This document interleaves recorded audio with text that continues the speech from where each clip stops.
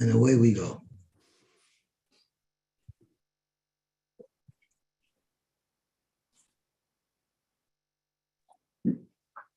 So make your lawyer jokes before you go live. Okay, gewalt. Let's get started. And make sure you could see the Gemara, which you could. So Zok Tehele Gemara. At the top of the Amud.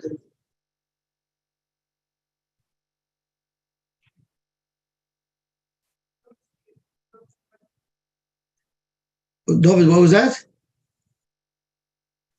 Too late. I said to make your lawyer jokes before you went live. I'm not able to hear you. Hold on. I don't know why. Okay, we're going to get started. The Gemara told us that the Romans wanted to identify where the caver of Moshe Rabbeinu was located so they can block Eden from getting there. So they hired the Gister Shal Beis Ba'ar, Harenu Heichan Moshe cover. Show us where Moshe is buried. Amdu L'mayla, when they went up high to find the caver, Nidma Lehem Lamata. It looked like it was down low. Lamata, when they went down, Nidma Lehem Lamata, it looked like it was up there. Nechlechu L'shtei Kitos. They even split up into two groups. One went high up and one went down low. Oisen Shoyim L'mayla, Nidma Hem Lamata. And Lamata, Nidman, and Lamaila. So wherever they tried looking, they couldn't locate it. Nobody knew where Moshe Rabbeinu was buried.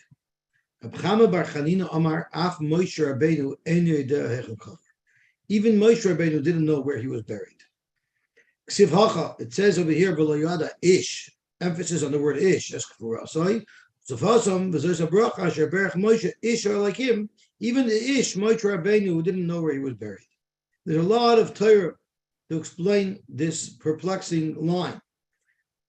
One pshat is that just like the Aron was not Toifus Mekayma, he didn't take up any space, so too Moshe's caver didn't take up any space. And therefore it wasn't located, even by Moshe. But I saw a lot of different pshatim. One of them I saw was that normally the guf is somewhat connected to the neshama. It's brought down for the first year. The neshama goes back and forth from Shemayim to the makam haguf. There's some connection. Moshe Rabbeinu was kol kulei kadosh, that when his neshama left his guf, it was totally severed. There was no connection whatsoever.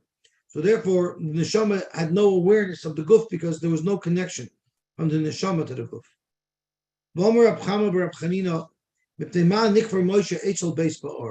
Why was Moshe Rabbeinu buried near the Beis Ba'ar? To be mechaper on the Maisa of Ba'ar. Thank you so much. And Tosfos tells us, again, difficult to understand, but Tosfos tells us, the Medrash Haggadah says, that every year, at the anniversary of when the Yidden were chayte with the Bnei Smoyav, which was part of Bilam's Eitzah, at that period of time, every year, the Beis Ba'ar is Oila L'mayla, somehow goes up to try to be Mekatrik and mention Klal Yisrael's Averis. But being that Moshe Rabbeinu's caver is right there standing guard, right away, the evil Balpar goes right down. Moshe Rabbeinu shokoy bekakat choitmoy. Moshe Rabbeinu, b'shas ma'aseh, forced the Balpar down into the ground up until its nose. I think the reason why it was up until its nose because he didn't want the nose of the Balpar to be covered. He wanted the Balpar to smell that putrid, disgusting smell. Anytime the Balpar tries to raise its evil head, Moshe ends up chasing it back into its hole where it belongs. It says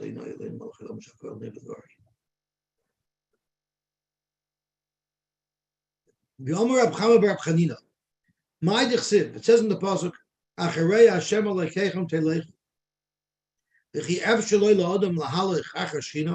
is it possible to run after the Shechina? The pasuk says, "Ki Hashem Elokecha eish eichlahu." Rabban was a fire. Ella, what the pasuk means is lahalach acher midos of shalakadosh baruch Hu. A person has to try to emulate the midos of a kadosh baruch Hu. Ahu malbish arumim, just like the Rebbeinu Shalom was malbish arumim. Where do you see that? After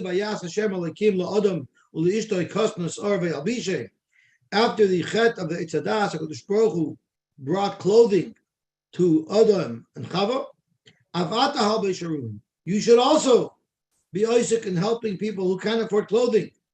HaKadosh Baruch Hu b'kechaylim, HaKadosh Baruch Hu visited Avram Avinu after his bris. You should do the same. HaKadosh Baruch Hu nichem avelem d'chsiv v'yi achrei mois Avram v'yavarach alekim es Yitzchak b'noi. HaKadosh Baruch Hu was menachem avol by Yitzchak. Avata nachem avelem. HaKadosh Baruch Hu kovar meisim. HaKadosh Baruch Hu buried meisim like he was Isaac with Moshe Rabbeinu d'chsiv v'yichbar Isaac b'gai avata kvar meisim. The Yisbach Moshe asks a very important kasha. I skipped a very important piece of Gemara that I want to read now, that the Aleph and the Bach points to. So let's look at the Bach and let's see the chelik of the Gemara, an important piece of Gemara that our version somehow leaves out. Why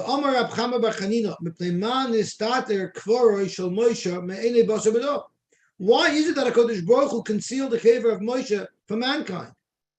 Zokt Reb Chama bar Chanina, mipnei shegoli v'yadua lefnei HaKadosh Baruch Hu. HaKadosh Baruch Hu knows she'asid beis hamikdash lecharev u'lehigalois es Yisrael me'artzon. The Rebbeinu Shalom knew eventually we would have the severe tzara of the Golos, and HaKadosh Baruch Hu was afraid. Shema yavayu l'purasa shel Moshe b'oisasha. Maybe when they're going to be threatened with Golos and they're suffering terribly, when they are being thrown out of Yerushalayim and Eretz Yisrael by the Goyim, v'yamdu b'bechia, they would go and cry by Moshe Rabbeinu's kever, v'yischanenu l'Moshe, and they'll plead to Moshe, v'yoyru lo, and they'll say, Moshe Rabbeinu amoid b'tfila ba'adeinu, please stand up and tefillah for us. V'oimed Moshe, and Moshe will get up, u'mevatel es ha'gzeira, and he'll be mevatel the gzeira. How could Moshe Rabbeinu be mevatel the gzeira? Mipnei shechavivim tzadikim b'misosam yoysim b'chayei. Tzadikim have a greater koyach after they die than when they're alive. You find when Moshe Rabbeinu was alive, he was able to be poiled for Klal Yisrael what no one else could. Because what happened when Klal Yisrael was in the Midbar, v'sarchu b'maseim v'asu egel, kotzav HaKadosh Baruch Hu al Yisrael, v'omar l'Moshe herak mimeni b'ashmidem. Hashem told Moshe, don't daven for me, don't daven to me, let me destroy them.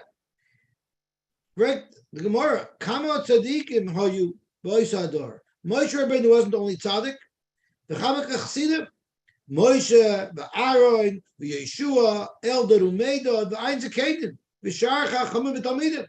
Well, he also b'shvilam. HaKadosh Baruch Hu wasn't willing to save Klal Yisrael on behalf of those. It was only the schus of Moshe that led to the bittul of the Gzeira. So therefore, HaKadosh Baruch Hu doesn't want anybody to know where Moshe is buried. Frekt the Yismach Moshe. What does HaKadosh Baruch Hu mean to us? Here we have a way where we can be zoichet to Yeshua by davening for Moshe Rabbeinu. How is it that HaKadosh Baruch Hu would prevent us from that? HaKadosh Baruch Hu is not mean, chas v'shalom. HaKadosh Baruch Hu wants to help us in every way possible. Zok the Heilige Yismach Moshe. Sure, Moshe could have saved us, but that wouldn't be good for us, because we learned earlier in the Masechta that sometimes the HaKadosh Baruch Hu wants to pay back Klal Yisrael little by little, so that they should never be nismal sosam, they should never be deserving of kloya, chas v'sholom. And there's a way that Klal Yisrael is supposed to be poyalois. Hashem set it up, and you know how Hashem set it up? We're supposed to say the shloishe shemida shal rachamim, and we're supposed to emulate the shloishe shemida shal rachamim, and that's why the Gemara leads right in. That's Reb Chama bar Chanina leads right in to my dechsiv acharei Hashem alekechem teleichu, because the Torah is telling us, you know why HaKadosh Baruch Hu didn't want us to use Moshe to be poilos? Because that's like using fentanyl. Sure, it makes you feel good right away and it relieves your pain, but how many people get messed up because of it? So too, if we would just rely on Moshe Rabbeinu to take care of all our problems without doing the proper tshuva, without being mistaken ourselves, that would lead chas v'sholom to a greater catastrophe. And that's why Hashem did it. Hashem prevented us from being able to get the Moshe's kever to save our own selves, for our own good.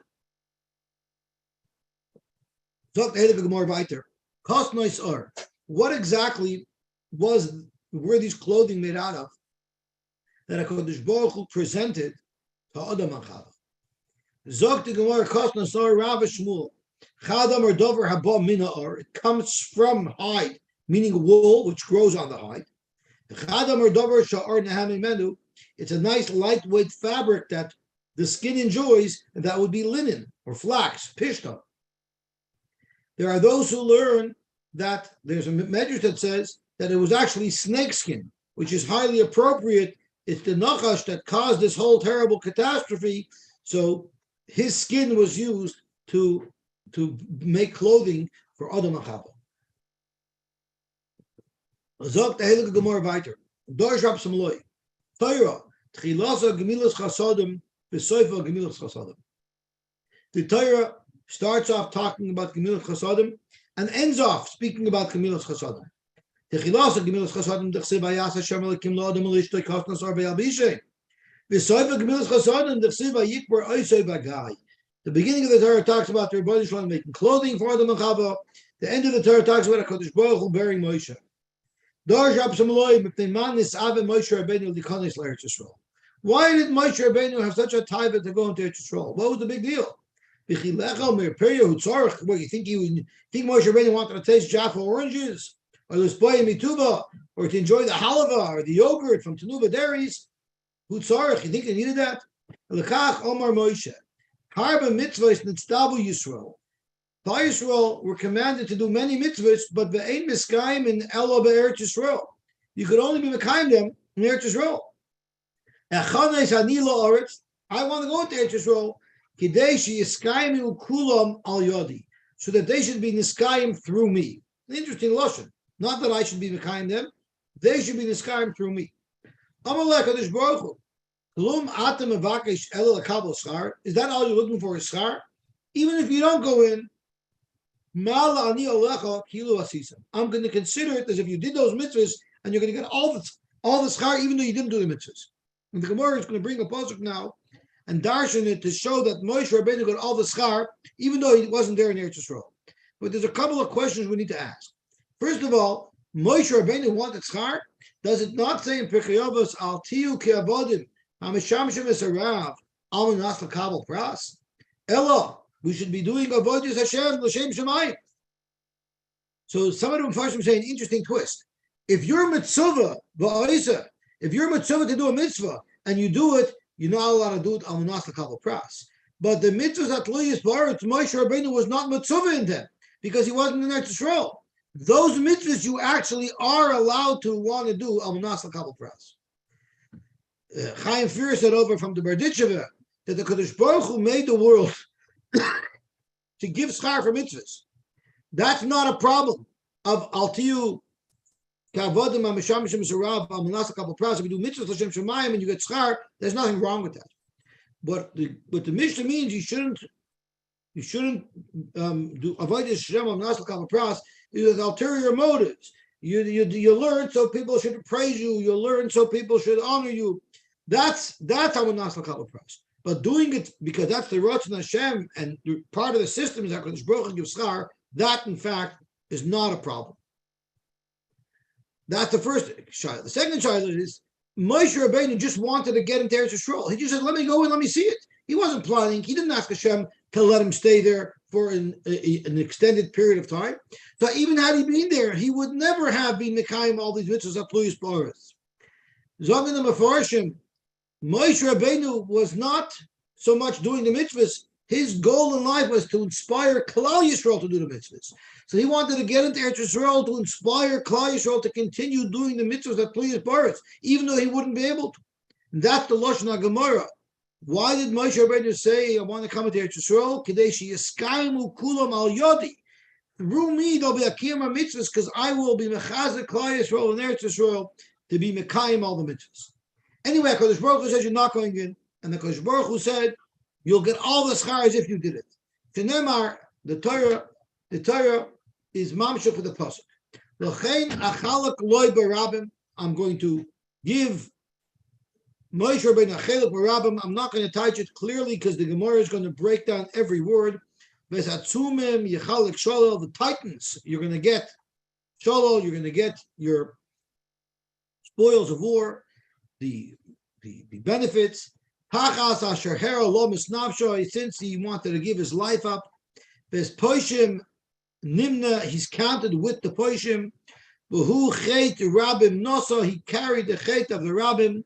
Ule poshim yafgia. He davened for the poshim. And now the Gemara breaks this pasuk down phrase by phrase. Lachein achalak loy barabim. I will give them a chelik in the rabbim. I will give him the schar of rabbim, the schar of all the mitzvahs of the multitudes. What does that mean? You might think Hashem is going to give them schar like the later generations that were not Moshe Nefesh. The Gemara tells us what's the difference between the Frierdiker generations and the current generations. The Frierdiker generations did avoid Hashem by Mesiras Nefesh.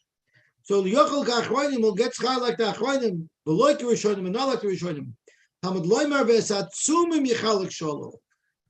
is Moshe Rabbeinu going to get schar like? Like the Titans, like the Atzumim, Avram, Yitzchak, Yaakov, Shein Atzumim, Torah v'Mitzvahs. They're the Titans in Torah and Mitzvahs. And the Mefarshim tells, I believe Rashi says that it says about Avram, Yitzchak, and Yaakov that he's going to have. It says Schorcha Harbe Me'oid. It doesn't say it over here, but it's brought down that it says by Avram, Schorcha Harbe Me'oid. You're going to have a great schar. That's the type of schar that Moshe Rabbeinu was zeicha to. Then it says, Tachas asher hera lo misnafshoi, Moshe Rabbeinu shemasar nafshoi l'mitzah. He literally was willing to give up his life. Shenemar, to save Klal Yisrael. Shenemar v'im ayin mechenina. V'espoishim nimna. What does that mean? Shenimna emesei midbar. Moshe Rabbeinu will be counted in Mesa Midbar, which means that in Moshe's chus, and the fact that Moshe Rabbeinu is buried b'chutz la'aretz, the Gemara tells us in that chus, Hashem is going to bring all of the Mesim that are buried in chutz la'aretz, the Tchias HaMesim, and back there to Yisrael, because the Kadosh Baruch Hu is going for Moshe Rabbeinu. V'hu chet rabim nasa, meaning shekiper al Maisa Egel. Moshe Rabbeinu was able to accomplish that Kadosh Baruch Hu should be mechaber Klal Yisrael for the Maisa Egel. Ulepoishim yafgia. What does that mean? Shabikesh rachmim al poisha Yisrael. Not only did Moshe Rabbeinu get a kapara for Klal Yisrael, but he also asked that they should do tshuva, they should become erlich yidin sheyachzer b'tshuva. And we know that the word yafgia is referring to tefillah ve'pegiel or tefillah shenemar va'ata al tespal ba'ad hamazeh v'altisa ba'adam rina utfillah v'al tifkavi. B'li neder bez Hashem we were zoiche. Well, b'nei Rez Hashem hadin Allah hamakan l'ishtoy hadin Allah hamakan l'ishtoy hadin Allah hamakan l'ishtoy. We were zoicha to finish the first parak of Sotah. Now we're going to continue with the second parak.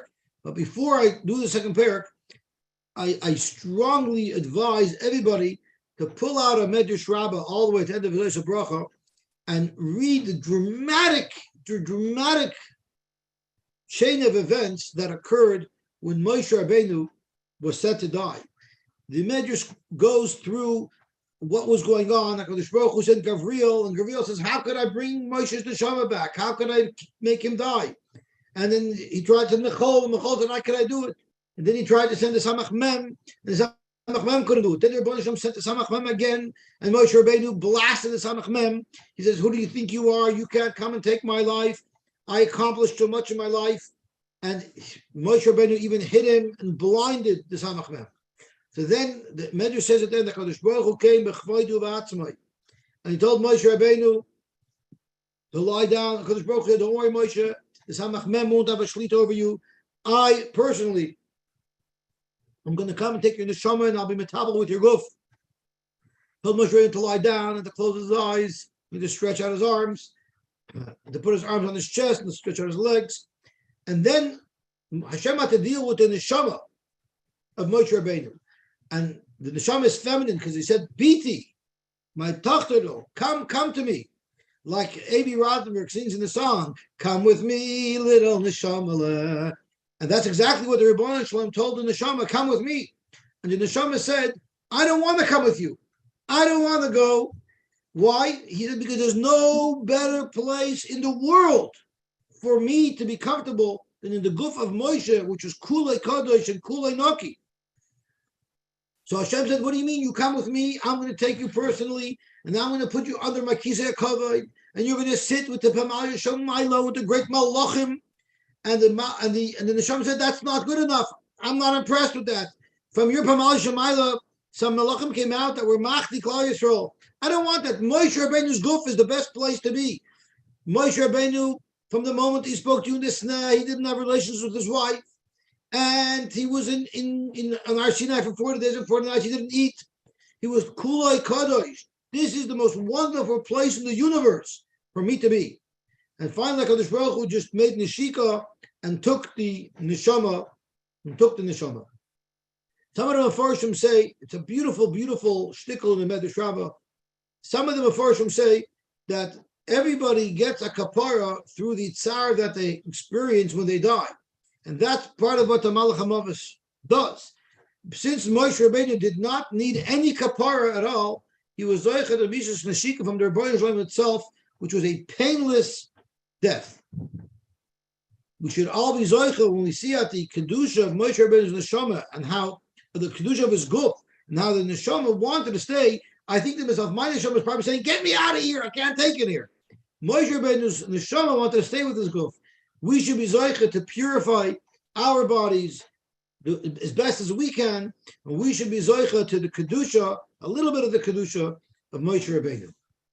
Okay, gewaltig. Now let's start the second parak, which gets down to details of the process of Sotah. We've learned to date that the husband is makana his wife, there's stira, takes her to the local bezdin, they're escorted to the bezdin agadol, they bring her to the Shar Niknar, they do things to humiliate her, and what happens next? Haya maybe esmin chasa v'soich kafifa mitzvahs. They bring the carbon mincha and they bring it in a cheap Egyptian basket. V'noisenes al yodah, and they put it on her hands. Why? Kedei leyaga, to tire her out.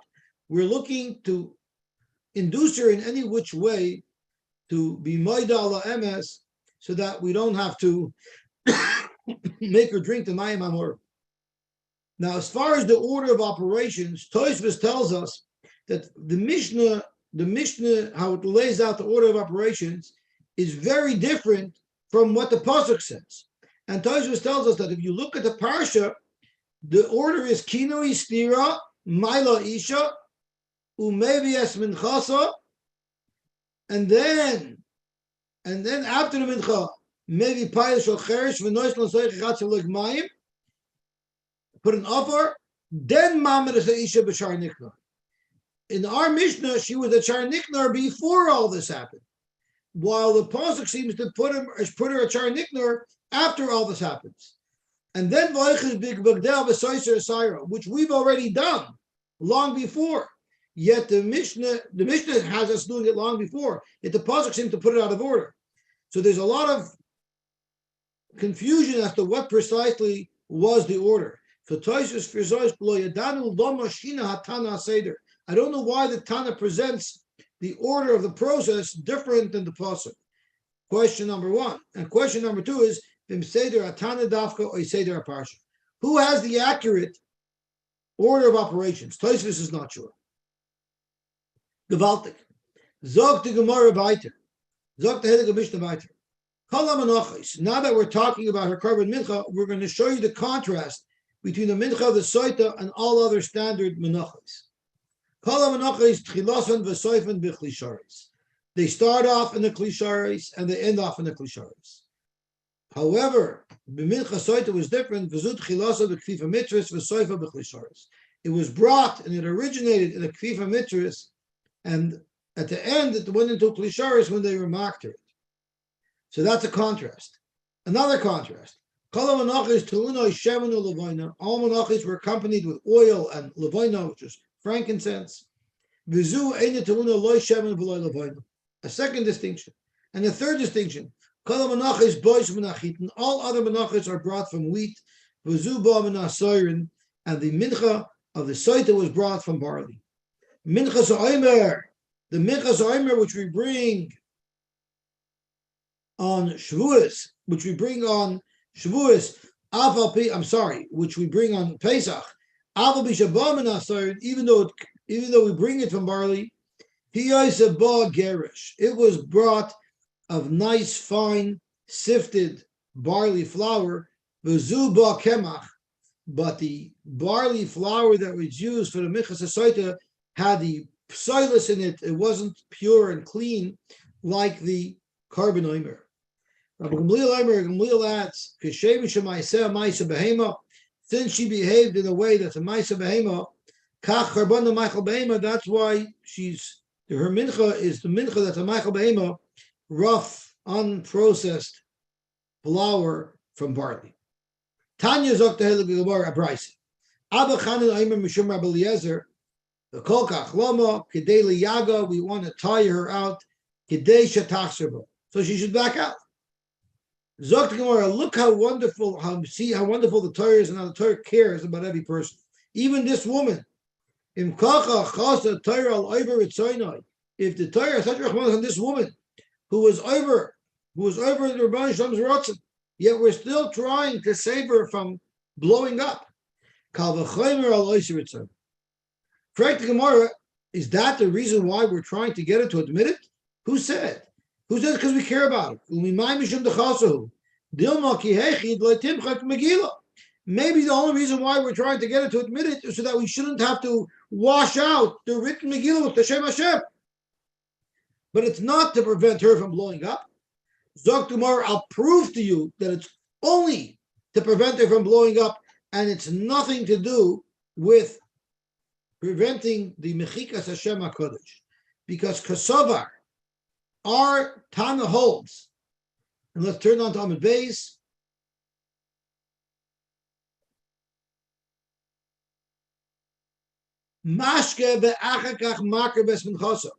As a matter of fact, they gave her to drink from the Mayim HaMorim even before they brought the mincha. So after she drank, where it's already too late, they've already erased the name of HaKadosh Baruch Hu.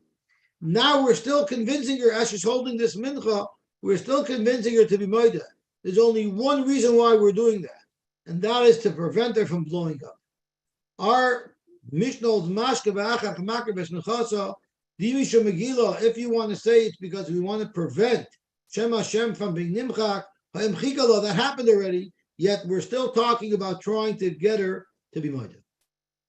Kol ha'menachos. So now today's whole daf and part of tomorrow's daf, or yesterday's daf and part of today's daf, is all about the process of a regular mincha. So someone says, "Arei alai mincha," he wants to bring a mincha. Exactly what does he do? The reason why we're analyzing this is because we're going to compare it. The Mishnah compared it to the mincha of the Sotah, so we're going to look very closely at the two and see the differences. Or many Gemara. So the first question that we're analyzing is the Mishnah makes a statement regarding the standard mincha. The Mishnah says the standard mincha starts off in the klisharis. Correct the Gemara, we're going to show you from this brisa that the standard mincha, in fact, does not start off in the klisharis.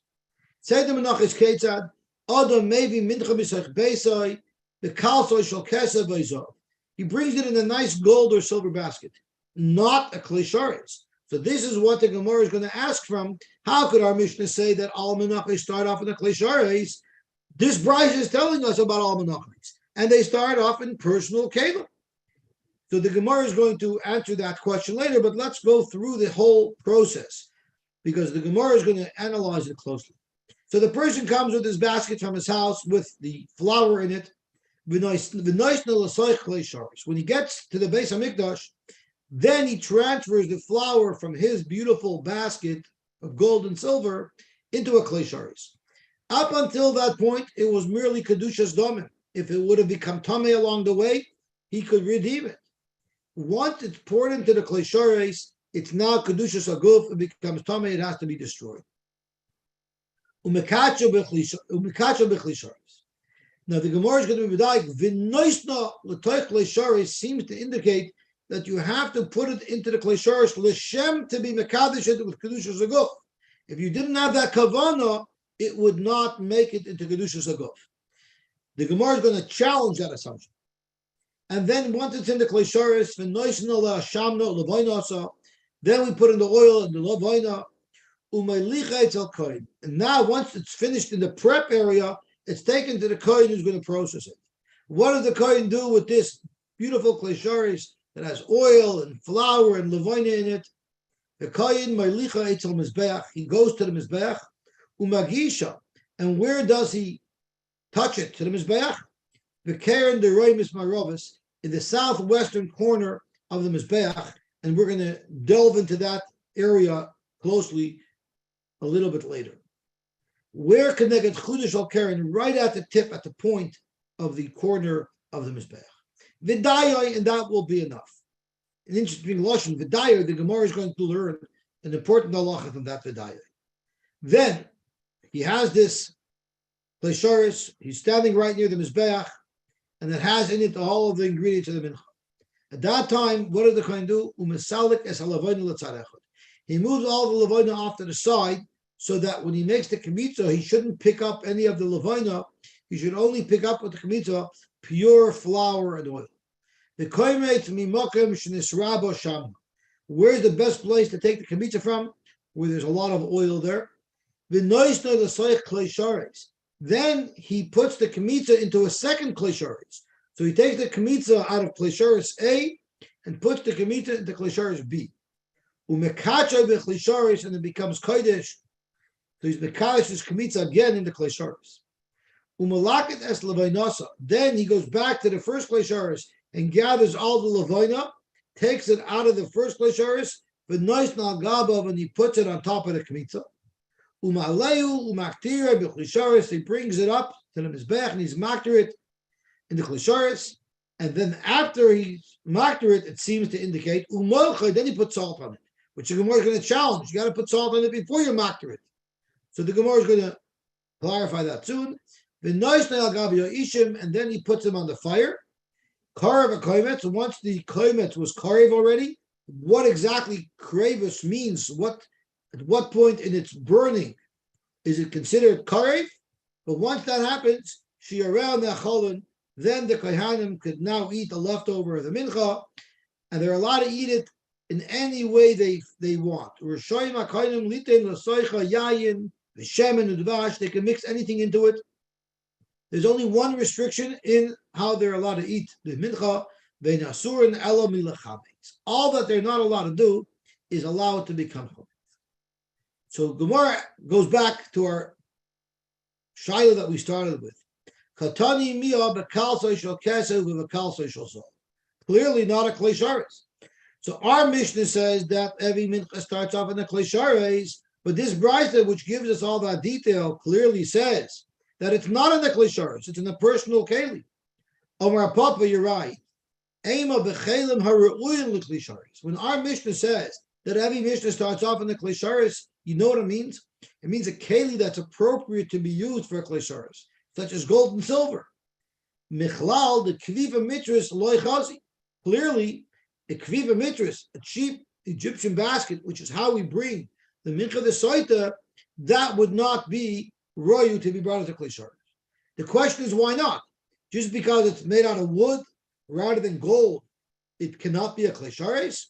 Zok to Gemara, command the loy Rebbe. This is going to be inconsistent with Rebbe. You know why? I'm sorry, inconsistent with Rabbi Yosy, Rabbi Yehuda. You know why? Because Rabbi Yosy, Rabbi Yehuda says you're allowed to make a Klei Sharis out of wood. They tell you Klei Sharis Oshin Shalates, Rebbe Poisel, but for Rabbi Yosy, Rabbi Yehuda Machshir. So clearly from our Mishnah, this wooden basket, that was the Kfifa Mitris, is not appropriate to be used as a Klei Sharis. Yet clearly, Rabbi Yosef says you can use wood for a Klei Sharis. Zok Gemara, you could use wood, but it has to be a nice wood. Afilu Tevi Rabbi Yosef Bar Yehuda, where you could use wood that doesn't necessarily mean that you can use a kfifa mitras. With nice, beautiful wood. People have esrik pushkas that are made out of wood that are beautifully decorated. That could be used for a klisharis. But the chuzin with a cheap mitri reed basket, that's not appropriate to be used as a klisharis. Mi Omar, did Rabbi Yosy bar Yehuda say even there could be used? Of course not. Less later, Rabbi Yosy bar Yehuda krivein alafechosecha. Does Rabbi Yosy bar Yehuda not hold of the pasuk that tells you that you need to use beautiful things when you're being makrif to the Rebbeinu Shalom? The pasuk is talking about someone who's presenting something to hektish that's not appropriate, and the pasuk is hakrivein alafechosecha. You try bringing this to one of your secular human kings or dukes. Will he be happy with it? So how dare you bring such a thing to the Rebbeinu Shalom? Okay, now the Gemara is continuing on about the regular process of the regular mincha.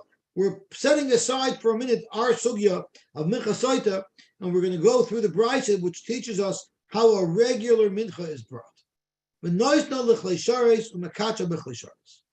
It's much more like we pointed out when we learned the brayso, that you need to put it in the klisharis with kavana to make it kadosh. If not, it doesn't become kadosh automatically. Shemas mina klisharis ein mekachin elamidas. This seems to indicate that unless you place something in the klisharis with the specific das that it should become kadosh, kedushas aguf, it won't become kadosh. Zok the Gemara, that's not how you should read the brayso. That's not what you should deduce from the brayso. Ema noisna bechlisharis, not vin noisna with the vav, rather plain noisna. It's placed there just because that's how it's done. Likacha bechlisharis, so it should become kodesh. So it's not you placing it in with the das that gives it a kedushas aguf. The fact that it's in the klisharis with or without your das makes it into a kedushas aguf. V'noishnu l'shamnu l'baynasa shenemar, like it says in the pasuk, v'yitzeg al Hashemen v'nosnu l'levaina. Then umaylichetz al kohen d'chsiv v'vi al b'nei Aaron ha'kohenim. You bring it to the kohen, and then the kohen brings it to the mizbeach d'chsiv v'yigisha etz al mizbeach. The kohen brings it to the mizbeach. Where on the mizbeach does the kohen bring it to? Magisha b'keren deremis marovus connected chudish al keren v'dayoy. So I want to just stop for a minute so we can visualize the map of the Beis HaMikdash. Imagine your back is facing the east, your back is facing Har HaZezel, and you're walking towards the west. You're going to walk into the front door of the Azara, of the Ezras Nashim. You're going to walk through the Ezras Nashim, through Shar Niknar, which is the doorway that will allow you to go into the actual Azara. When you walk through Shar Niknar and you're in the actual Azara, straight ahead of you, you're going to see the Mizbeach. We're going to work now with the Shita that the Mizbeach, which was a massive square of 32 amas by 32 amas, that's like 60 feet by 60 feet, a huge structure, is staring you right in the face. It's right there in front of you, 32 amas wide. And behind it, which you can't really see because your view is slightly obstructed, is the Heichel. Incidentally, the Heichel is also exactly 32 amas because its inside dimensions were 20 amas and the thickness of each of its walls were 6 amas. So 20 plus 6 plus 6 is 32 amas. So the width of the Mizbeach is exactly the same as the width of the Heichel. Now, let's see exactly where the Torah tells us to bring this mincha. Sotah heilige Gemara. Minolon d'chsiv v'zoyis Torah ha-mincha hakri v'oisa b'nei Aaron l'fnei Hashem al pnei mizbeach. So let's stop for a second, because I just described someone walking in to the Azara. He's coming from the east and he's walking towards the west. But now let's change our position. And let's put our back up against the south wall of the Azara. If your back is up against the south wall of the Azara, then you're now facing north. And let's say, where are you? You're right in front of the ramp of the Kevesh that goes up to the Mizbeach. So if you walk straight ahead from south to north, you're going to walk up the ramp. and when you get to the top of the ramp, you're on the Mizbeach, which is smack in the center of the Azora from north to south, right opposite where the Heichel is. So let's have a look at this. It says, where should you put it? Al Pnei Mizbeach. Al Pnei Mizbeach is when you're standing in front of the Mizbeach, which would be on the south side facing the ramp. That means Pnei Mizbeach would be the southern surface of the Mizbeach. So that's where you would think you need to put the Mincha. But it also says, Tanya Lefnei Hashem. It says you also have to place the Mincha Lefnei Hashem. Lefnei Hashem would mean towards the Heichel, which would be on the western wall of the Mizbeach. Yochel b'Mayir, you might think that where should you place the Mincha when you approach it to the Mizbeach? On the west side, which is right opposite the opening to the Heichel. Talmud Loimer al Pnei Mizbeach, it's got to be in the front of the Mizbeach on the south side. So you have contradictory psukim. One says the south side, and one says the west side. So how can it be both on the south side and on the west side? Simple, on the corner. And this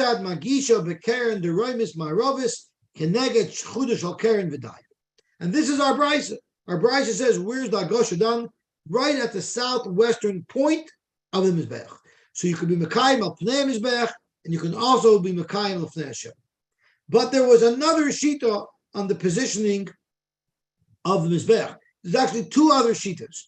One shita is that the Mizbeach is all the way in the north half of the Azara, and the southern wall of the Mizbeach is dead center of the Azara, which would line up dead center to the center of the Heichel. There was another shita who learns that the Mizbeach was on the south half of the Azara, and the top of the Mizbeach, or the northern wall of the Mizbeach, was lined up dead center to the Heichel. We're not going to focus on that pshat. We're going to focus on the pshat where the Mizbeach was fully in the north half of the Azara, and the southern wall of the Mizbeach was the center line from north to south, was dead center in the Azara, which lines up dead center to the entrance of the Heichel. So that's going to be consistent with what Rabbi Eliezer said. Rabbi Eliezer Omer, Yochel Yagishana b'Mayrova shel Keren. The Gisha takes off Keren. Yochel Yagishana b'Mayrova shel Mizbeach. Or the Drayma shel Mizbeach. You might think that Akasha has to be either on the south wall of the Mizbeach or on the west wall of the Mizbeach. Amrit, we have a rule. If you have two psukim that seem to be contradictory, but if you follow precisely what one pasuk says, it won't really contradict what the other pasuk says. But if you follow the other pasuk, it will be a contradiction to the first pasuk. Then the best thing to do is, and what we do is, manichin es shemekayim atzmai umevatel chaverei. You don't follow that pasuk. The toivsin, which pasuk do we chap onto? Es shemekayim atzmai umekayim chaverei. So let's think a second. Now again, the southern wall of the Mizbeach is exactly at the halfway point north to south in the Azor, which lines up perfectly to the entrance of the Heichel. The western wall of the Mizbeach covers half of the Heichel. Now, let's see what the Psukim say. Zog the Gemara as follows. Zog the Bryce as follows. He said, Hashem. If it says Lefnei Hashem, that would indicate it should be B'Mayr, but it should be on the west wall of the Mizbeach. But the problem is, if you bring the Mincha to the west wall of the Mizbeach, Bitalta el Pnei Mizbeach. B'dor, you're going to be Mevatel, the pasuk that says it has to be in the front of the Mizbeach. The front of the Mizbeach is where you walk up the ramp, the south wall. But if you touch the Mincha to the south wall of the Mizbeach, it will still be Lefnei Hashem, because if you're touching the south wall, you're still directly opposite the Heichel to your left. So therefore, let's follow that way to do it. Okay, Tzad, Magisha l'droy mishal keren. You should bring the Mincha not to the point, but to the southern wall of the Mizbeach. Where on the southern wall? The Heichen Kiyamta. And where should you do it? Where should you do it? All the way on the western side of the southern wall. So to simplify it, if you're looking at the ramp, to the left of the ramp. That's where you would touch it to the Mizbeach. How are you saying that even though you're on the southern wall of the Mizbeach, you're still connected to the opening of the Hechel? The whole Mizbeach is on the northern half of the Azara. So the southern wall of the Mizbeach is dead center of the Azara. So those are the two pshatim that we have. My vidayo, the Brisa says after you make the agasha, you take the keli, you touch it to the wall of the Mizbeach, it's enough. What do you mean it's enough? What special halacha is the Mishnah, the Brisa is trying to tell us?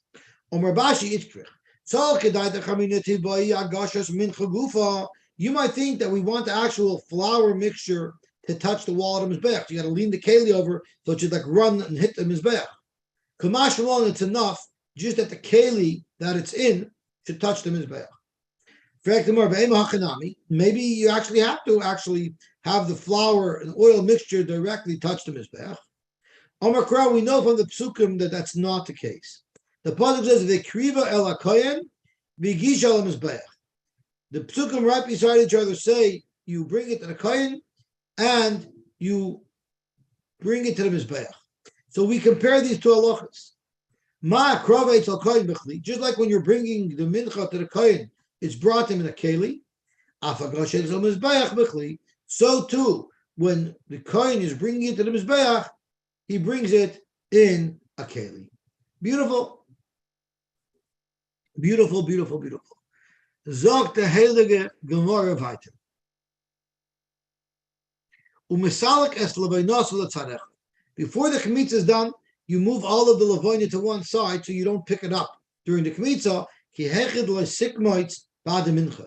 So when you make the kmitza, there should be no levayna in that kmitza. It's not like we learned. If during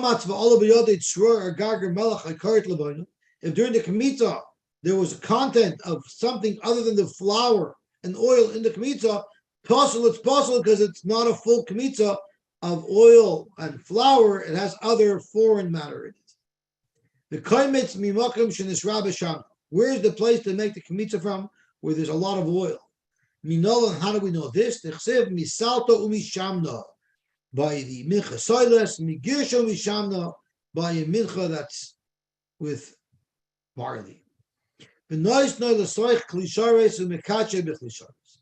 Frank the Gemara, I don't understand. The whole mincha was brought in the klishares. Now that the kohen takes the kmitza, why must he place it into a second klishares? Lamali hakacha chadazimna. You've already put the whole mincha into the first klishares.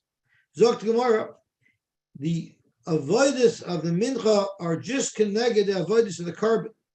So let's look at how it works. The kmitza is considered the Kabbalah Saddam. The kmitza is considered the Kabbalah Saddam. It's like the shchita and the Kabbalah Saddam. And then the akrava of the kmitza and the mizbeach is considered both zrika Saddam as well as haktorah sa'imura. So let's look at what happens with the dam of an animal. Midi de hava dam. Dam, avagav the kaddish de sakin mitzaber behema. The dam became kadosh already, kedushas aguf, because when the knife slices the neck of the animal, it comes into contact with the dam. The knife is a klisharis, so the dam already is kedushas aguf. Why do you need to make kabbalah in a klisharis? Why is it necessary? If the dam was already in contact with the knife, which is the klisharis, kitchachad is himna. Midi davadam avagav the kedush de sakin mitzaber behema still hader makdish le beklisharis. Hachanami loshna. So too, when it comes to the kmitza, even though it was already niskadish b'chlisharis together with the rest of the mincha, once again we need to put the kmitza itself into a klisharis. Umalaket is levaynasa v'nois al gabav. How do you know that you have to put all the levayna on the kmitza to be makarvit? The chsiv es kol halavayna asher lamin. Which takes us to the end of yesterday's daf. And now we're going to learn today's daf. Umayleyu, umaktira, you bring it up and you maktir it. Let's turn on to daf tesvav amud aleph.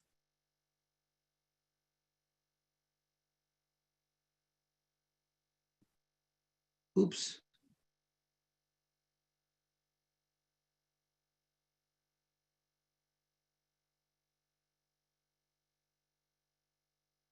Zogt heilig Gemara, Umaleyu, Umaktira, Bechlisharis. Correct the Gemara. Umaktira sol kadaitach. You're maktir it, you didn't salt it yet. Elaema maleyu bechlisharis laktiroi. It doesn't mean you're maktir it with the chlisharis right then. It just means, as part of the process, you'll bring it up to the top of the mizbech in the chlisharis in preparation for the haktorah, which will then happen. Umolchoi, then you salt it up there. And you place it on the fire. Then the Brisa goes on and says, once you're marked of the kaimates, now the kaihanim are allowed to eat the shirayim. Minolan, how do you know that at that point the shirayim is nechol? Because it says in the pasuk, "V'hiktir hakoyin as haskara saw." The koyin will be marked there, the mincha. And then right after it says, the extra of the mincha goes to Aaron and his children. Okay, gewaltig. Once you're makar of the kaimetz, what is the definition of a krova? There's actually a two-way machloekes. What is the krovas hakaimetz? Now, before we go on, I'd like to just make an announcement that today's broadcast, as was for the rest of the week, was sponsored by the Beagle family. I'm just going to bring up the exact nusach so we do this properly. By Mrs. Yal Beagle, in memory of her father, Max Maman, who was Machluf ben Elio, whose yortzeit was Shvi Shal Pesach, Chof Aleph Nisan, the day of Kriyas Yamsuf, Tehei Nishmasei Tzurura, so the Gemara tells us that there's a machloikis. What is the definition of a krov? The Itmar we learned hakoymetz, when you make kmitza meimasei matu shirayim bachila. At what point is the shirayim mutter to be eaten? Rab Chanina Amar mishatish light bayar. When it starts to burn, you know, when you burn your chametz, you throw your bag of chametz into the big bin, and you see it start to go on fire, but it's not really enveloped in fire, the edge is starting to burn. You need to see that your whole package is engulfed in flames. So that's the machlokes. What is the nafkamina? What is the nafkamina? So we can offer a very simple nafkamina. If you threw the kamitza on the fire and it lit up a little bit, are we allowed to start as the kohanim? Are we allowed to start eating the shirayim or not? Or must we wait a couple of more minutes till the kamitza is engulfed in flame? That would be the simple enough kamina. The problem is that that's not what the Yerushalmi says, the nafkamina of this shilas. Yerushalmi has a more complex case. Yerushalmi's case is where you put the kamitza on the mizbeach, it started the fire up, and then a huge wind came and blew the kamitza right off the mizbeach, so it never reached the point that it's going to be engulfed in flame. And the shaila is, are the Kohanim now allowed to eat the shrayim because they had the haktorah because there was a little bit of a flame on it, or no, it didn't reach the point where it was engulfed in flame. So the kasha that the Brisker Rav asks is, why would the Yerushalmi pick such a nafkamina? Why didn't the Yerushalmi pick the simplest nafkamina? At what point can the kohen begin to eat from the shirayim? Zok the Brisker Rav, in the name of Reb Chaim, a beautiful word. Really, when you're makter the kamitza on the mizbeach, it's actually serving two functions. Function A is it's considered as Rika Sadam. Function 2 is its Daktora of Emur. So let's have a look at how this manifests itself by a regular carbon. At what point are the parts of the animal that are eaten, let's say shlomim, there's parts that are eaten by the kohen, there are parts that are eaten by the bailam. At what point in the processing are these pieces of meat allowed to be eaten by their respective oichlim? Is it after the zrika, or is it after the haktar of the emur? So the halacha is, first the zrika has to occur, then we're makter the emur, and only after the chelek hagavoya got its portion, then the Kohanim and the Yisraelim can eat their portions.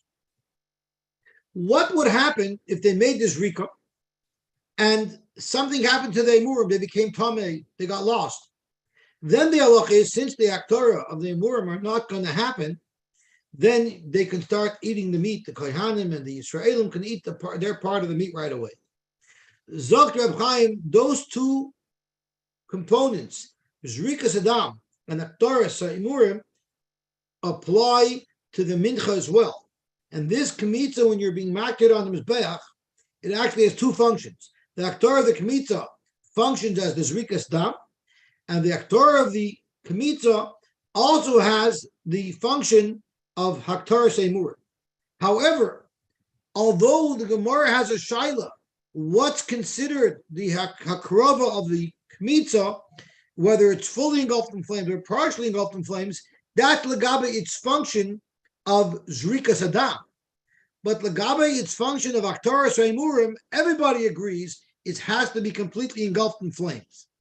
Kum techais, if we're just questioning at what point in the process the kohanim are allowed to eat the shirayim, they'd have to wait till then anyway. Because even if you would learn that the Zrika component of the Aktaras HaKoimitz is accomplished when it just starts firing up, they still couldn't eat the Shrayim until the Aktaras Emurim, which means until the entire Kmitza is engulfed in flames. So there wouldn't be enough Kamina, just because the Zrika is complete, but the Aktaras Emurim is not complete. Therefore, the Yerushalmi had to have a case where after the Kmitza started burning, the wind came and blew the whole thing away, which would be parallel to a case where the Emurim got lost, or the Emurim became Tameh, where now you can eat the Shirayim right away. And that's why the Gemara Shaila Zok Yerushalmi is if the Mitzvah blew away after it started getting burnt. So since we say that the Zrikas Dam function of the Mitzvah was accomplished, according to Rab Chanina, the Kohanim will be able to eat the Shirayim. But according to Rabbi Yochanan, where even the Zrika function of the Kmitza is not accomplished until it's fully engulfed in flames, this Shirayim would not be able to be eaten. Beautiful, beautiful pshat from Rabbi Chaim Brisker. Zok the Heilige Gemara weiter. Rishoyin HaKohanim litein l'soichai yain v'shemen udvash. My timer. Why are they allowed to prepare this so lavishly? The Torah says in reference to all matnas kuna, it has to be eaten lemoshcha. Lemoshcha means legdula. It has to be fit for a king. Kederech shamalachim oichlin. That would be mixed with wine, mixed with oil, mixed with honey. The only restriction is that the shiori mincha may not become chametz. The chsiv loy se'efa chametz. Now, if you read the pasuk inside, the pasuk is speaking about preparing the mincha loy se'efa chametz. Then there's a comma, and the rest of the pasuk says chelkam nasata yaisa meisha. I gave the kayanim a chelik of my carbon. But we're darshaning it a little bit differently. We're connecting the chametz to the chelkam, and we're making believe there's no comma there. Loy se'efa chametz chelkam. Omer Rab Shimon ben Lakish afilu chelkam. Even the chelik that goes to the kayanim loy se'efa chametz. You shouldn't bake chametz. Zok the Heilige Gemara weiter kol ha-menachos. Our Mishnah said that all menachos need to be wheat, except for the Sotah. All menachos need shemen u'levoina, except for the Sotah. We're soon going to see that that's not quite the way it is. Correct the Gemara, but kol ha-menachos tu'ino shemen u'levoina, except for the Sotah. That's not true. Vayika minchas chayte. We know there's a korban oil v'yair that are brought for different types of aveiros, such as Tumas Mikdash V'Kadashav, if someone goes into the Beit Mikdash Tamei, or if someone swears falsely that he doesn't know an Eidos, or if someone swears falsely when he's denying that he owes money, or for Shvius Bitui. So all of these things require a carbon oil of Yerid based on a person's income is the carbon that they bring, and the poorest of people bring them in. Correct the Gemara va'ika minchas chayte. The Rachmana Amar lo yasim lo Hashem and lo yitna levaina. So how could you tell me that only the minchas chayte doesn't have it? We have another mincha as well. And for the Gemara haki kamer, this is how you should read the Mishnah. Kol hamanachos tu'unis shemen levaina u'bayis v'nachit. All menachos need shemen and levina, and are brought from wheat, uvai silas, and they're brought with the finest of flour. Minchas chayte, the minchas chayte of the oil of yored. Aval b'sheina tuna shemen levina ba menachit. Even though it doesn't need shemen levina, but it still needs to be brought from wheat, ubas silas, and it's brought with fine flour. Minchas Aimer, the Minchas Aimer, Apple Bishi Bam and even though it is brought with barley, Tuna Shaman Levina, it requires Shaman Levina, Uba Garish, and it's brought with fine, sifted, high grade barley flour. Vizu, but the Mincha of the Sotah doesn't have either. Eina Tuna Loy Shaman Levina, and Uva Minas Iron, and Uva Kemach, which means ground barley, without removing any of the psilas, any of the bran. Tanya, Rab Shimon, if you think about it, why would you let the guy who did an affair get away cheap? If anything, he should be fine. Like in the ticket, you got to pay the ticket and then you got to pay the victim surcharge. So why would we let the chayte get away with a mincha that doesn't have shemen levina? Well, he should get it cheap because he did an affair. You know why? Someone who's a bal aveira, he shouldn't bring such a mehuder carbon. The chatos chaylev is the normal chatos that's brought for any aveira that you'd be mechuyev kares if you did b'mezid, or if you'd be mechuyev misa if you did b'mezid. If you did it b'shoigig, you're bringing chatos. Why is it called chatos chaylev? Because the Torah introduces the parsha of chatos chaylev by the Isser of Chaylev, which has a Chiyav Kares if it's eaten midar b'mezid. So really, the Chatas Chaylev tuna nesachim. Every time you bring a carbon, it's accompanied with nesachim, with a mincha and wine. So why should a chayte get away cheap? Really, you should have to provide that, the nesachim. Why don't we mandate that? Once again, shelo yeh karbonim mehuder. He's a balavera, we don't want his carbon to be mohuder. Avol chatazoi shal mitzayra ba'ashamai, but the chatas and the asham of mitzayra to unin nesachim.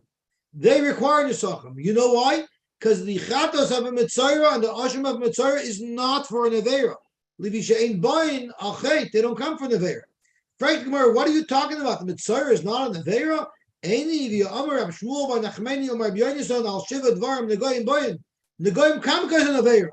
So how could you say there's no chet by these korbanos? The aveira that he did, he got a kapara because of the yisurim that he suffered a nega. The carbon is not to be mechaper on the aveira. He already got a kapara on the aveira. Why? Because he had a nega. So what is the pasuk for? What is the carbon for? Kimaisi carbon lishteriye bekachem huda kamaisi. Once someone is a mitzayra, in order for him to be once again mutter to catch him, he has to bring a carbon. But it's not for an aveira, and therefore you do bring it with shevin and levina and the sachem. I'm sorry, would you bring it with the sachem? Elamayata chatas nazir teitun in the sachem. The chatas of a nazir should require the sachem levisha eina baal, because the chatas nazir is not brought for an aveira. Dr. Gemara, who said? Maybe Savarlach Rabbi Lazar Kapar, the Amar Nazir Nami Chaytu. Rabbi Lazar Kapar held that a Nazir, even a Nazir Tor, is a Chayte because he prevented himself from drinking wine. Gewaltig. Zok the Hedek Gemara Vayta. Rabbi Gamliel Omer, Kishem, just like she did a Maisa Behema in her Chait, so to her Mincha is Michael Behema. Tanya, we learned a Brisa. Amalan Rabbi Gamliel Chachamim. Rabbi Gamliel asked the Chachamim, Seifrim, great Torah titans. Hanichali, please allow me that Reshena Kamin Chaimer, I will darshan this halacha of the Sotah bringing a mincha of Sa'irim, I'll darshan it Kamin Chaimer. And Tosfos says 3 pshatim in Kamin Chaimer. Either I'll darshan it so beautiful like a diamond, like a precious stone, or I'll darshan it, it'll be beautiful like sweet smelling spices like besamim. And the third pshat for Rav Sadia Goyin is I'll darshan it to show that the halacha of the type of mincha she brings is parallel to her maisim, to what she did. It's interesting. Why would Rabbi Gamaliel have to ask permission to make a drasha? Why can't he just make the drasha? And we're going to get the answer to that shortly. So let's have a look at what the drasha was. We're going to turn over to the final Amud for tonight, Daf Tesvav, Amud Beis.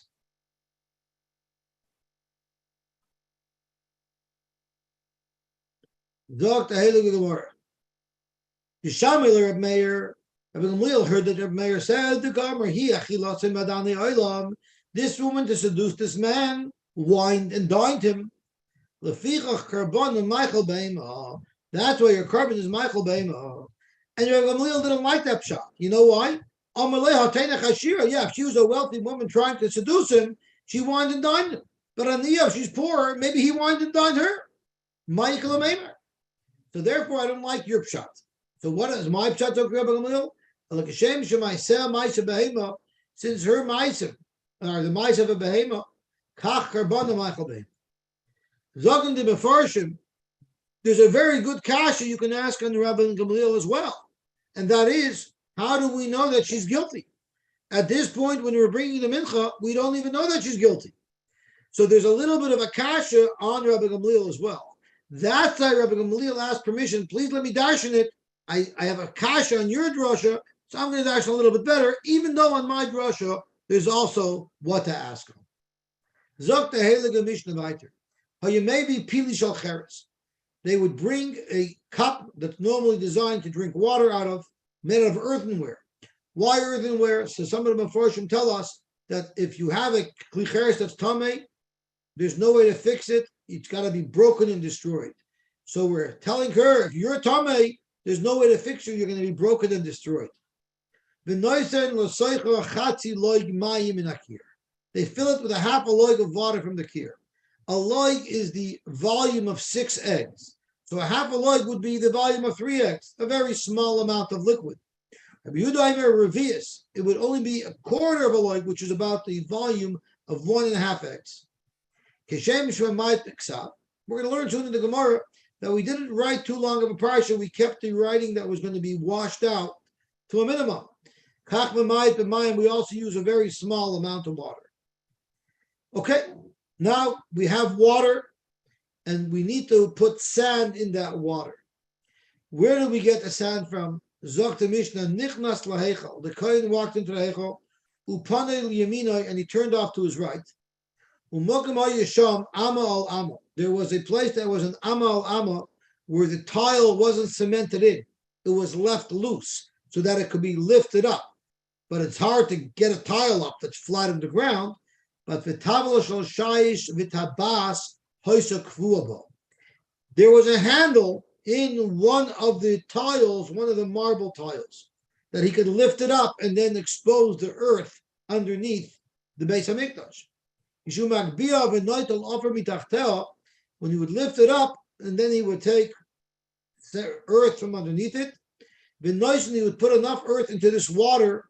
So when you look at the water, you could tell someone threw earth into it. From the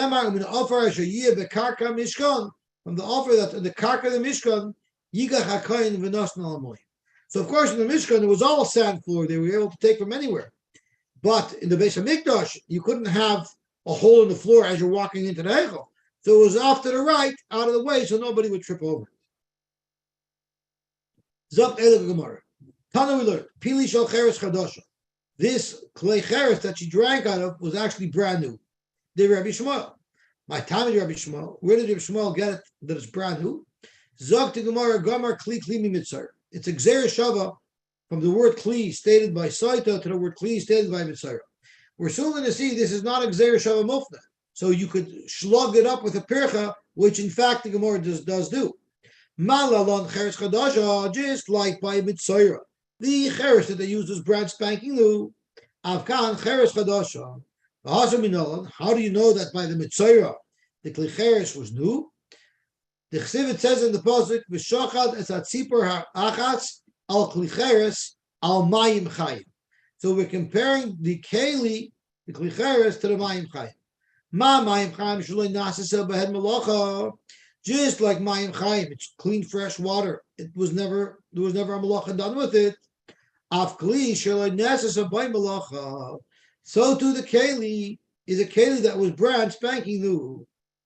Frank the Gemara, if that's the case, that we're learning it from Mitzayra, so we should not only learn about the fact that the keli has to be new, we should also learn what type of water is necessary for the process of the Sotah. Imala alone by Mitzayra, Mayim Chaim, Afkan by Sotah, it should be Mayim Chaim. Zoktamar, who are we talking about here? Rabbi Shmuel is saying this in Drosha. No, that's not a problem. Rabbi Shmuel Hakanami.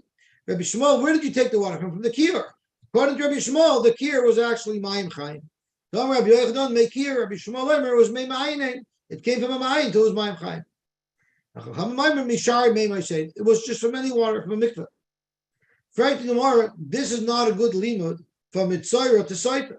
Because Ikal Mifrach, I can slug up the Raya. You know why Mitzayra needs such special things, Mayim Chaim, new Kalim, is because the Mitzayra is much more specific and demanding and discriminating. Mala Mitzayra, Shekain Ton, Eitz Eres, Ve'ezai, Vishnitalas. All these requirements you don't find by a Sotah. So maybe Sotah shouldn't need a new Keli either. Amarabba, Amakra, it's not a Gzer Shava, it's a limud specifically by Sotah. It says, Bechli Cheres. If you look at the Lashon HaPosuk, the Pasuk says, V'lakach HaKayin Mayim Kedoshim Bechli Cheres. Why does it Bechli Cheres? It could have just said, V'lakach HaKayin Bechli Cheres. The Bechli Cheres seems to connotate, Zok the Gemara, Kli Shamati Lach Kfar. Similar to a Keli that we once spoke about, where we did by Mitzayra. By Mitzayra, we spoke about Kli Cheres. That had to be new. So the Bechli mentioned by Sotah is referring to the Kli Cheres mentioned by Mitzayra. So it's not a Gzer Shava, just a limit of Bechli by the Parsha of Sotah. Amar Rava, Leishanu El Shales Achmu Pad. This new Keli that was never used, and also cannot have been burnt or singed and have some burn marks on it. Rashi teaches Nisachmu Hushcherupana Vaideo, that its wall got blackened from fire. Al Nisachmu Pana, but if it became blackened, Psulim, it would be possible. My timer, how do we know that? Dumya de Mayim, it's similar to Mayim. Mayim Shalom Nishtanu, just like the water has to be water that hasn't changed colors. Afkli Shalom Nishtanu. Tosfos says there's no makar that the water couldn't have changed colors. May mikvah could have changed colors and it would be kosher. So Tosfos says this is just that the Rabbanan Nikachumra, the Rabbanan mandated that the keli should be in mint condition and the water should be clear. Boy Rava wanted to know what happens if it's nisachmu. So the walls are blackened of this keli, so they're not, you can't use it. But the you reforge it in the oven, and that caused vinislabnu, it now re-whitened the walls. It sort of restores the keli. How do you say that this keli is now kosher to be used for the Sotah? Mi amrina, do you say even the itchu, since at one point this keli wasn't royal, so you could never use it again for the Sotah? Or do you say no, since we've rectified the problem and we got rid of the blackening, it's good to be used for the Sotah? Tashma, the Gemara wants to make a raya that it's not good. You need all these components in the Taharas HaMitzayra. What if you use them, before you use them for the Taharas HaMitzayra, you use them to hang a box over your shoulder? It would be possible. Well, this is something that's totally reversible. You want you not using the box, once you're no longer using these supplies to support the box, it's a brand spanking new mint condition. Yet the Brisa says you may not use it for the Mitzayra. If you have a raya that even if you're able to restore the walls of the keli, the mint, you're not allowed to use it. No. Who said but the Eitz Eres Ve'ezeb, where the Brisa says you can't use, who said it returns to mint? It doesn't return to mint. It actually causes some peeling and damage to the Eitz Eres Ve'ezeb Shnisaylas. And that's why it can't be used. But if you were actually able to restore it to mint, Avada, you'd be able to use it. So we don't have a right to our side. Why is it that they put this tile on the right side? Why did they put the tile on the left side? Should always turn to the right. Did you ever notice that we dance in shul as it was Torah? We're always going in the counterclockwise motion. That all comes from this. And Rashi tells us the source for this is when the Navi describes the Yam Shel Shloimeh. It talks about this big basin of copper that held water, and there was 12 copper oxen that supported it. And when the Navi discusses and describes it, the Navi says on the south side, on the east side, on the north side, on the west side. So the Navi describes it in a counterclockwise motion. When the Torah talks about the Gevulas of Eretz Yisrael, the Torah tends to describe them in a counterclockwise motion. When the Kohen goes around the Mizbeach, the Kohen is looking at the Mizbeach and he's always moving to his right. So therefore, when the Kohen comes up the ramp, he goes to the right and he hits the southeastern tip of the Mizbeach. Then he moves along to the north, and now he hits the northeastern tip, and then he continues to his right, always facing the Mizbeach in a counterclockwise motion. There was this place where there was a removable tile. Tana Rabbanan, Umina Offer Asher Yiyah, he asked to take earth that was there in the Karka Mishkan. Yochel Yisaken mi b'chutz v'yachnes. You might think that you don't need to get earth from outside. Bring earth with you from outside and bring it in to the Beis Hamikdash. Talmud Lamer bekarka mishkan. It says in the verse bekarka mishkan, so you have to get it b'davka bekarka mishkan. Well, if it says bekarka mishkan, maybe take it to an extreme. Bekarka mishkan yochel yachbor bekardumos. What if there's no loose earth there? Do you have to bring in a pick and hack away underneath that tile to break up some earth? No, you don't need to. Talmud Loimer Asher Yiyah, the earth that's there. Okay, so how do you make these two contradictory words combine, Asher Yiyah and Bekarka Mishkan? The Gemara is simple. Yesham Havei. If there's soft earth there that you can take under the tile, just take it. Ein Sham, if there's no earth there, Tein Sham, then bring some earth from outside, put it underneath there, and then take it from there. So this sheet holds, like what our Mishnah says, that you have to take the earth from under the tile. But we have a dissenting opinion. Tanya idich umina afra shayiyah malamed shoyimisakin mi b'chutz umachnes. They Bedavka brought the earth from outside. They didn't dig up earth from the floor of the Mishkan. It says in the pasuk bekarka Mishkan. What does that teach you? Isi ben Yuda Omer lahavi karka shiloi, and Rashi changes the gears. Lahavi karka beis olam. It comes to tell you that in the Beis Hamikdash, it wasn't only from the Mishkan, but it's also from the karka of the Beis Hamikdash, which we'll get to tomorrow. But I just want to finish off with an interesting thought.